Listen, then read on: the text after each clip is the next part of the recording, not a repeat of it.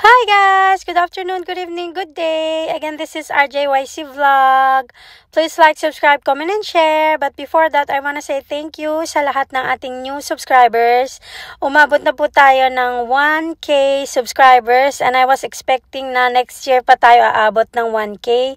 Pero thank you so much po sa lahat ng support. Ako po ay nagpapasalamat sa inyong lahat for supporting, and also I know wala pa akong gaanong views.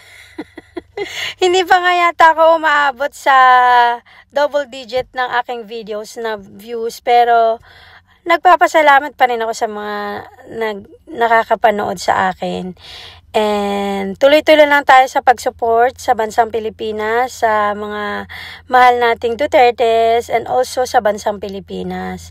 And I just wanted to say na babanggitin ko rin po dito na suportahan niyo po ang aming kapatid sa pananampalataya, si Congressman Rodante Marcoleta for Senator po. Actually, bawal kaming magsabi noon, pero ay, sasabihin ko pa rin sa aking vlog. Please support po Congressman Marcoleta to be the next Senator of 2025.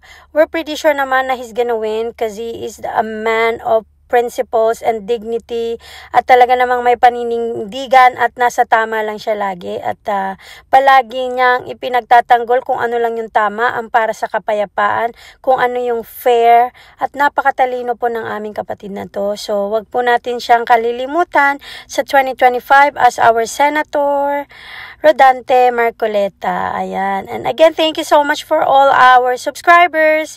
Sana po please like, subscribe, comment, and share para makita rin po ng ibang tao ang ating ginagawa. At magpasalamat tayo sa araw-araw ng ating buhay na tayo ay malakas at masigla. At kung ano man po yung mga gulong nangyayari sa mga vloggers dyan, sana po ay maisantabi na yan at mag-focus lang po tayo sa totoong kalaban at sa totoong nagpapahirap at nagbibigay ng pasakit sa bansang Pilipinas. Magkaisa po tayo at sana po ay maghilom ang ating mga pain, and kung ano man yung nasaktan ng isa't isa dyan, sana po ay magkapatawaran na para sama-sama po ulit tayong makafocus sa tunay nating ipinaglalaban at hikain. Ayan. Again, thank you so much sa ating new subscribers. Later, I'll be right back, and this has again a lot of events and situations sa Philippines. Okay?